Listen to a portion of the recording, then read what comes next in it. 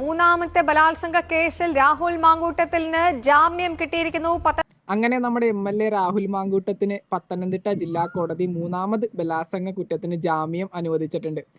ഈ ഒരു സമയത്ത് നമുക്ക് ഈ പറയുന്ന രാഹുലിനെതിരെ സംസാരിക്കുന്നവർ അല്ലെങ്കിൽ UDF പാർട്ടിയെ എതിർക്കുന്നവർ ഒറ്റ വാക്കിൽ പറയുന്ന ഒരു കാര്യമാണ് പീഡനം കണ്ടുപിടിച്ചത് വരെയും ഈ പറയുന്ന MLA രാഹുൽ മാങ്കൂട്ടത്തിലാണെന്ന്.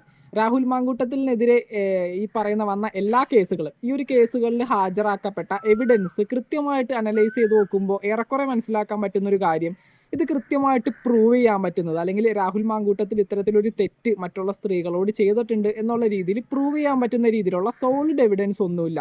ഏറെക്കുറെ വന്നിരിക്കുന്നത് കുറേ കോൾ റെക്കോർഡുകളും ചാറ്റുകളുമാണ്. ഈ ഒരു സമയത്ത് കോൾ റെക്കോർഡുകളും ചാറ്റുകളും ഈ വോയിസ് മെസ്സേജുകളും ഇതൊക്കെ കൃത്രിമമായിട്ട് ഉണ്ടാക്കിയെടുക്കാൻ വളരെ എളുപ്പമുള്ളൊരു കാര്യം തന്നെയാണ്. ഈ രാഹുൽ മാങ്കൂട്ടത്തിനെ ഈ പറയുന്ന പെടുത്തണം എന്ന് ഉറപ്പിച്ച് നിൽക്കുന്നവരൊക്കെ നമുക്കറിയാം ഉന്നത രാഷ്ട്രീയ പാർട്ടികളുടെയൊക്കെ വലിയ വലിയ ആളുകളാണ്. അപ്പോൾ ഇവർക്കൊക്കെ വളരെ സിമ്പിളായിട്ട് ഉണ്ടാക്കിയെടുക്കാൻ പറ്റുന്ന കാര്യങ്ങളൊക്കെ തന്നെയാണിത്. ഏറെക്കുറെ ഈ ഒരു എവിഡൻസ് ഒക്കെ നമ്മൾ പരിശോധിക്കുന്ന സമയത്ത് ഒന്നും സോളിഡ് അല്ല. അതുകൊണ്ടൊക്കെ തന്നെയാണ് ഈ ഒരു കേസിൽ നിന്ന് ഇപ്പോൾ ജാമ്യം കിട്ടി രാഹുൽ മാങ്കൂട്ടത്തിൽ ഇറങ്ങി വന്നിരിക്കുന്നത്. ഈ ഒരു വീഡിയോസിൻ്റെ അടിയിൽ, അതായത് ഈ പറയുന്ന രാഹുൽ മാങ്കൂട്ടത്തിലിനെ അറസ്റ്റ് ചെയ്തു അല്ലെങ്കിൽ ജാമ്യം കിട്ടി എന്നൊക്കെ പറയുന്ന ഈ ഒരു വീഡിയോസിൻ്റെ താഴെ വന്നിരിക്കുന്ന എല്ലാ കമൻസും, അതായത് പറയുന്ന എല്ലാ അഭിപ്രായങ്ങളും ഈ പറയുന്ന രാഹുൽ മാങ്കൂട്ടത്തിലിന് അനുകൂലമായിട്ടുള്ളതാണ്. അദ്ദേഹം ഇങ്ങനെ ഒരു തെറ്റ് ചെയ്യില്ല എന്നാണ് എല്ലാവരും പറയുന്നത്. ഇപ്പോൾ ഈ ഒരു കേസിന് ജാമ്യം കിട്ടിയപ്പോൾ അതിനടിയിൽ വന്ന കുറച്ച് കമൻസ് ഈ കാണുന്ന സമയത്ത് എനിക്ക് വല്ലാതെ ചിരി വന്നു. കാരണം ഇനിയിപ്പോൾ അടുത്ത പീഡന കേസ് വരാൻ പോകുന്നത് ഈ പേടകങ്ങളിൽ നിന്നായിരിക്കും, ഏലിയൻസിൻ്റെ പേടകങ്ങളിൽ നിന്നായിരിക്കും, ചൊവ്വയിൽ നിന്നായിരിക്കും, ബുധനിൽ നിന്നായിരിക്കും എന്നൊക്കെ പറയുന്നുണ്ട്. സത്യമാണ്. ഇനിയിപ്പോൾ ഇലക്ഷൻ വരാനായിട്ട് കൂടിപ്പോയി കഴിഞ്ഞ ഒരു 3 മാസം, ഈ 3 മാസത്തിനുള്ളിൽ എന്തൊക്കെ കാണിച്ചു കൂട്ടാൻ പറ്റുമോ അതൊക്കെ കാണിച്ചു കൂട്ടും.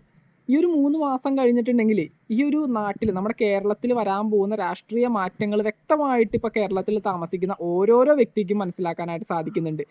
കൃത്യമായിട്ടുള്ള രാഷ്ട്രീയ മാറ്റങ്ങൾ വരാനായിട്ടുള്ള എല്ലാ സാധ്യതകളും കാണാനുണ്ട്. UDF പാർട്ടി ഈ ഒരു കേരളത്തിൻ്റെ ഈ പറയുന്ന മന്ത്രിമാരായിട്ട് ഈ പറയുന്ന മുഖ്യമന്ത്രി, ആഭ്യന്തരമന്ത്രി, അത്തരത്തിലുള്ള മന്ത്രി സ്ഥാനങ്ങളിലേക്ക് ഈ പറയുന്ന UDF പാർട്ടി വന്ന് കേരളം ഏറ്റെടുക്കാനായിട്ടും കേരളം ഭരിക്കാനായിട്ടുമുള്ള എല്ലാ സാധ്യതകളും കാണുന്നുണ്ട്. അതുകൊണ്ട് തന്നെ ഇത്തരത്തിൽ ഈ പറയുന്ന UDF പാർട്ടിയുടെ ഏറ്റവും നമുക്ക് എല്ലാവർക്കും ഭയങ്കര പ്രിയപ്പെട്ട ഒരു MLA ആണ് ഈ പറയുന്ന രാഹുൽ മാങ്കൂട്ടത്തിൽ. പലപ്പോഴും ഈ ഒരു MLAയുടെ പല സ്പീച്ചുകൾ കേൾക്കാനും അല്ലെങ്കിൽ ഇദ്ദേഹത്തിൻ്റെ വീഡിയോസ് കാണാനും ഇദ്ദേഹത്തിൻ്റെ ഓരോരോ ആശയങ്ങൾ കേൾക്കാനൊക്കെ ഒരുപാട് പേര് ഇഷ്ടപ്പെടുന്നുണ്ട്.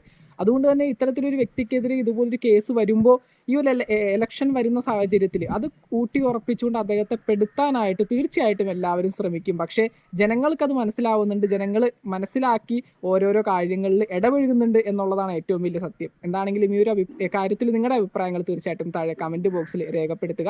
മറ്റൊരു വീഡിയോ ആയിട്ട് കാണാം. താങ്ക്